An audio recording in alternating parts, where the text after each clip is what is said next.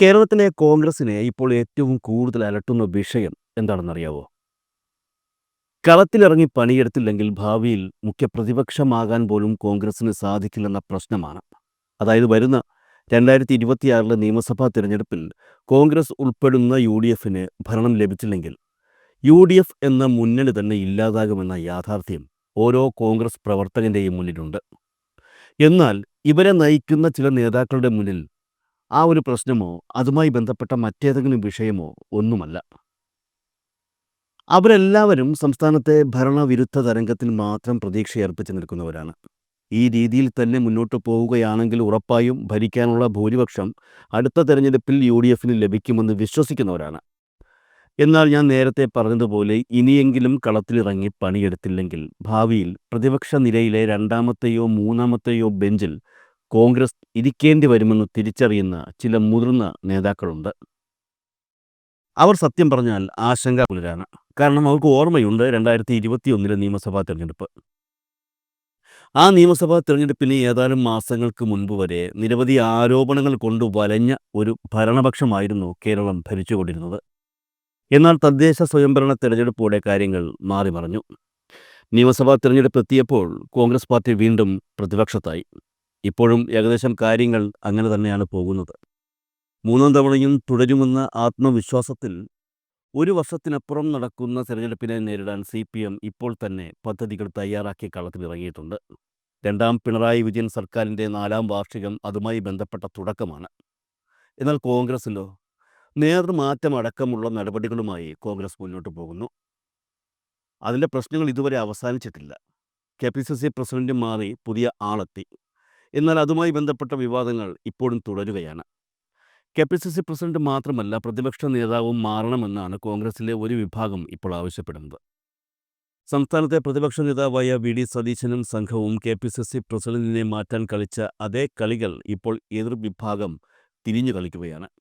ഇതുമായി ബന്ധപ്പെട്ട വളരെ ഗൗരവമായ സംഗതി എന്തെന്നാൽ, മുൻ KPCC president K. Sudhakaran president സ്ഥാനത്തു നിന്നും മാത്രമേ പുറത്തു പോയിട്ടുള്ളൂ.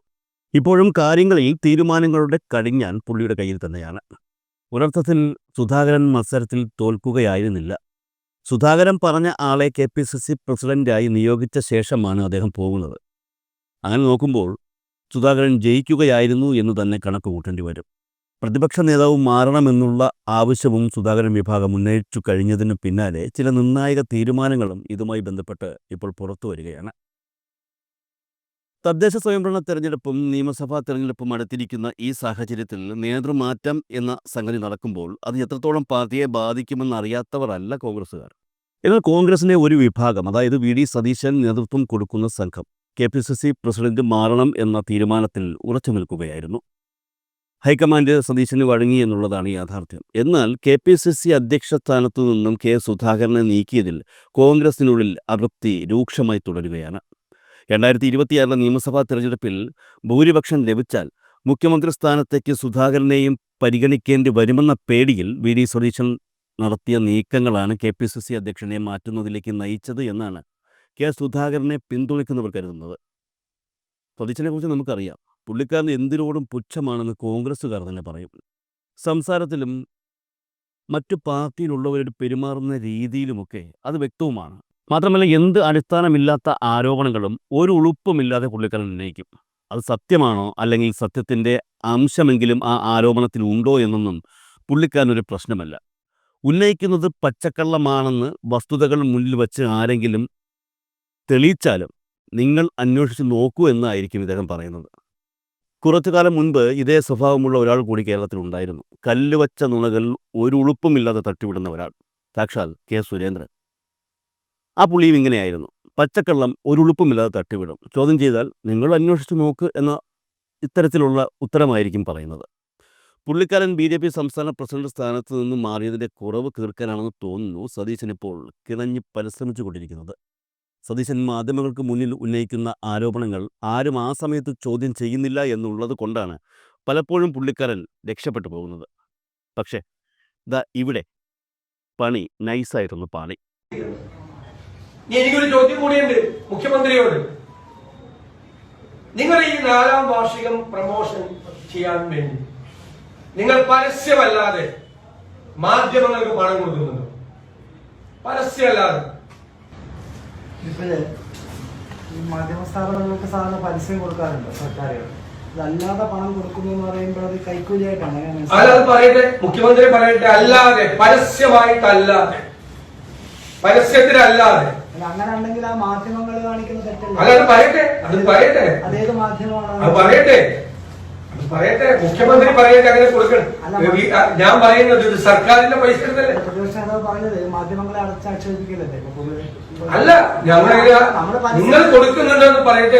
നമ്മൾ പരസ്യം വായിക്കാറുണ്ട്. പരസ്യം വായിക്കുന്നത് തെറ്റില്ല എന്ന് ഞാൻ പറഞ്ഞല്ലോ. പരസ്യം വായിക്കാതെ കാശ് കൊടുക്കാൻ അന്വേഷിക്കുന്നു. തെളിവുണ്ടോ? അല്ല, ഞാൻ മുഖ്യമന്ത്രി പറയട്ടെ, അപ്പോൾ ഞാൻ തെളിവ് ഹാജരാണ്. അല്ല, മറ്റു അഴിമതി ആരോപണങ്ങളൊക്കെ ഉന്നയിച്ചതുപോലെ തന്നെ താങ്കൾ ഇങ്ങനെ വെറുതെ രസത്തിന് പറയുന്നു. മുഖ്യമന്ത്രി പറയട്ടെ, നിങ്ങൾ എങ്ങനെ അഴിമതി ആരോപണം ഉന്നയിച്ചതുപോലെ ദേശത്തിന് പറയുന്നത്? ഏത് അഴിമതി ആരോപണം തെളിയിക്കാൻ എല്ലാ ആരോപണങ്ങളും തെളിയിക്കപ്പെടും. എല്ലാ ആരോപണങ്ങളും തെളിയിക്കപ്പെടും. മാധ്യമ സ്ഥാപനങ്ങൾക്ക് പൊതുവെ നാണക്കേടല്ലേ ഇങ്ങനെ പറയുന്നത്? മാധ്യമങ്ങൾക്ക് കൊടുക്കുന്നുണ്ടോ എന്നാണ് എന്റെ ചോദ്യം. അല്ല, കൃത്യമാണ് ചോദ്യം. ചോദ്യം കൃത്യമാണ്. അതിന് ഉത്തരം പറയേണ്ട മുഖ്യമന്ത്രിയാണ്. ഞാൻ പറഞ്ഞു, മുഖ്യമന്ത്രി മാധ്യമ സ്ഥാപനങ്ങൾക്ക് മൊത്തത്തിൽ നാണക്കേടല്ലേ? കിസ് പ്രോഗ്രാം ഒന്നും അല്ലല്ലോ. അത് ചോദിക്കുന്നു, മുഖ്യമന്ത്രി മറുപടി പറയുന്നു. അല്ല, ഒരു തെളിവ് വേണ്ടേ? ഇന്ന് ഇപ്പൊ മാധ്യമങ്ങളെ കൂടെ പ്രതിക്കൂട്ടിൽ നിർത്തി താങ്കളുടെ ചോദ്യം മറുപടി അർഹിക്കുന്നില്ല. ഞാൻ മറുപടി അത് തന്നെയാണ് തിരിച്ചും വരാൻ മുഖ്യമന്ത്രി പറയാൻ പോകുന്നത്. താങ്കളുടെ ചോദ്യം അപ്പൊ ഞാൻ തെളിവ് ഹാജരാക്കിക്കോളാം. കേരളത്തിലെ മാധ്യമങ്ങൾ ഇടതുപക്ഷ സർക്കാരിന്റെ ഭരണ നേട്ടങ്ങൾ അമിതമായി പുകഴ്ത്തുന്നുവെന്ന ആരോപണം ഉന്നയിച്ച് വി ഡി സതീശനും സംഘവും അതൃപ്തി പ്രകടിപ്പിച്ച് രംഗത്തെത്തിയിരുന്നു. ഇടതുപക്ഷത്തിനെതിരെ ശക്തമായി നിലപാടെടുക്കുന്ന ചില മാധ്യമങ്ങൾ വരെ കഴിഞ്ഞ കുറച്ചു നാളുകളായി സർക്കാർ ഭരണ നേട്ടങ്ങളെ വാനോളം പുകഴ്ത്തുകയാണെന്നാണ് ഇവർ പരാതി ഉന്നയിച്ചിരിക്കുന്നത്.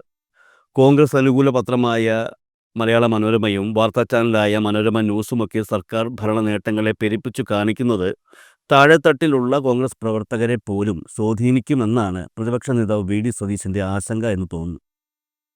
മാധ്യമങ്ങളെ ഉപയോഗിച്ച് സർക്കാർ നടത്തുന്ന PR വർക്കാണ് ഇതെന്നും കോൺഗ്രസ് ആരോപിക്കുന്നു. കോൺഗ്രസ് എന്ന് പറഞ്ഞാൽ വി ഡി സതീശൻ.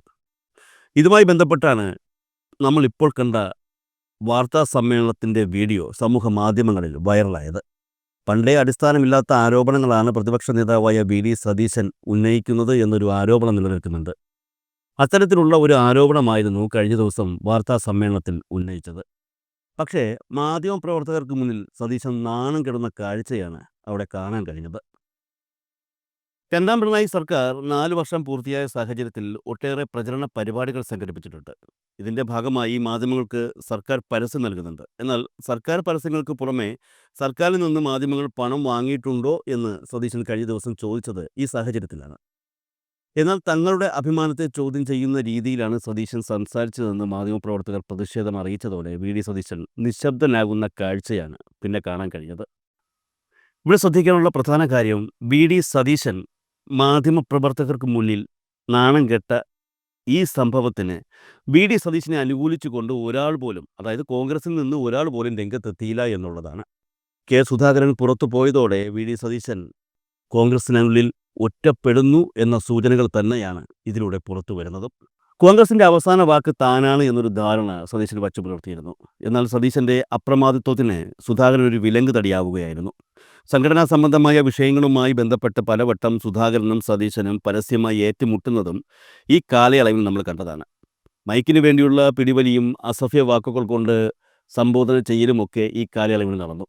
പലവട്ടം കെ സുധാകരനോടുള്ള താല്പര്യക്കുറവ് വി ഡി സതീശൻ പ്രകടിപ്പിച്ചിട്ടുണ്ട്. സുധാകരനെ KPCC അധ്യക്ഷ സ്ഥാനത്ത് നിന്ന് നീക്കാൻ KC വേണുഗോപാലിനെ സ്വാധീനിച്ച് ദേശീയ നേതൃത്വത്തോട് ആവശ്യപ്പെട്ടത് സതീശനാണെന്നാണ് സുധാകര വിഭാഗം കരുതുന്നത്.